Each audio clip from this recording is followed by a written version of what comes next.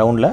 அப்புறம் திவ்யா வந்து ஒவ்வொருத்தவங்களே அட்ரஸ் பண்ணிவிட்டு அப்புறம் போது பிரியங்காவை பற்றி பேசுகிறாங்க. பிரியங்கா வந்து த்ரூ அவுட் த சீசன் எனக்கு ரொம்ப சப்போர்ட்டாக இருந்தாங்க அண்ட் எனக்கு ரொம்ப பிடிக்கும் அப்படின்னு சொல்லி ஹக் பண்ணிக்கிறாங்க. அப்போ வந்து பிரியங்கா வந்து ஆங்கர்ஸ் கிட்ட கேட்குறாங்க, can I say something about Divya அப்படிங்கும்போது ரக்ஷனா வந்து கா அப்படி சொல்கிறாரு. மணிமேகலை எதுவும் சொல்லலை, அவங்க சைனும் சொல்லலை, எதுவும் சொல்லலை, அப்படியே பார்க்குறாங்க.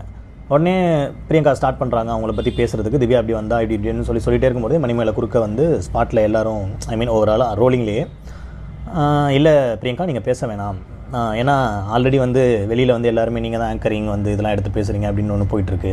ஸோ அதனால் நீங்கள் வந்து இதில் பேச வேணாம் அப்படின்னு சொன்னோம்.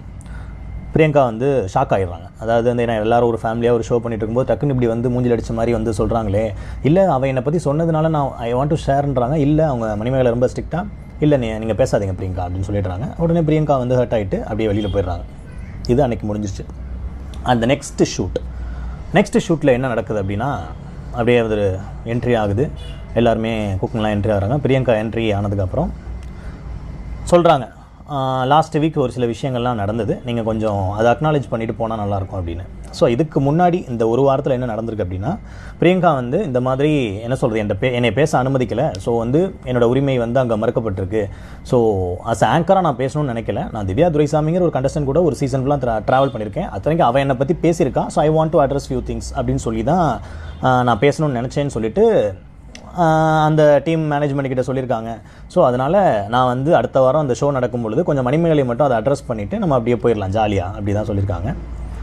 ஆனால் நான் விசாரித்து இல்லை நாங்கள் இருந்த வரைக்குமே யாருமே இப்போ வந்து டீம் ப்ரொடக்ஷனோ இல்லை வந்து பிரியங்காவோ பர்சனலாவோ சாரி சொல்லணும் மணிமேகலை அப்படின்லாம் சொல்ல. நீங்கள் சாரி சொல்லணும், நீங்கள் மன்னிப்பு கேட்கணும் அப்படின்னா இப்போ மணிமேகலை வந்து ஒரு விஷயத்தை கொண்டு வராங்க, செல்ஃப் ரெஸ்பெக்ட் அப்படின்றாங்க. எல்லாருக்குமே செல்ஃப் ரெஸ்பெக்ட் இருக்குது. இப்போ நானும் கஷ்டப்பட்டு ஓவர் பர்ஃபார்மன்ஸாக பண்ணி என்னோடய திறமையை காட்டி அப்படி தான் எல்லாருமே வரோம் இல்லையா. எல்லாருக்குமே செல்ஃப் ரெஸ்பெக்ட்னு ஒன்று இருக்குது. அப்படி பார்த்தோன்னா பிரியங்கா அக்கா வந்து அவங்க ஒரு ஆங்கர், அவங்க பல வருஷமாக வந்து ஹோஸ்ட் பண்ணிகிட்ருக்காங்க. நான் அவங்க சீனியரு, இவங்க இப்படி தான் இருக்கணும் அப்படின்லாம் நான் சொல்ல வரல. பட் செல்ஃப் அந்த டைமில் அவங்கள பேச அனுமதிக்கல. மேபி இப்போ நான் வந்து அவங்கள பேச விட்டுட்டு அதுக்கப்புறம் இவங்க டீம் கிட்ட இன்ஃபார்ம் பண்ணி அவங்க அந்த மாதிரி அட்ரஸ் பண்ணுறதெல்லாம் தூக்கிடுங்க அப்படின்னு சொல்லியிருக்கலாம்.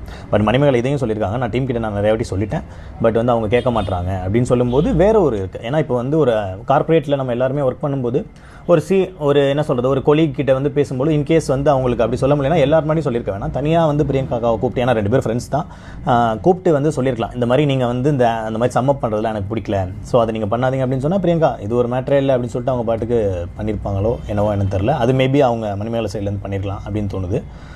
அதுக்கப்புறம் அந்த இஷ்யூ வந்து அந்த மாதிரி அட்ரஸ் பண்ணுன்னு சொல்லும்போது 2 பேரும் மணிமேகலை வந்து அதெல்லாம் ஒன்றும் பண்ண முடியாது, நான் பிச்சை எடுத்தாலும் பரவாயில்ல, நான் என்ன ஆனாலும் பரவாயில்ல, நான் வந்து எதுவும் பண்ண மாட்டேன் அப்படின்னு சொல்லிட்டு போயிட்டாங்க, கேரவேனுக்கு போயிட்டாங்க. அன்றைக்கி வந்து பார்த்திங்கன்னா ஒரு 2.5 மணி நேரம் ஷூட்டே நடக்கலாம். ஸோ ஈவன் செலிப்ரிட்டிஸ்லாம் வந்தாங்க சீரியல்லேருந்து, அவங்களே வந்து ஆச்சரியமாக என்கிட்ட கேட்டாங்க, என்னப்பா சீரியல் இருக்குது, நாங்களே இங்கே ஜாலியாக இருக்கலாம் குக் வித் கோமாளின்னு வந்தால் இங்கே என்னப்பா இவ்வளோ பெரிய சண்டைலாம் போடுறீங்க, என்னப்பா இப்படி போயிட்டுருக்கு அப்படின்னு. நாங்கள் எங்களுக்கே தெரியாதுங்க, இன்றைக்கி தான் அப்படி ஃபஸ்ட் டைம் நடக்குது அப்படின்னு நான் சும்மா அவங்ககிட்டலாம் அந்த பேக் எண்டில் உட்காந்து பேசிகிட்டு இருக்கேன். அப்படியே போயிட்டே இருக்குது.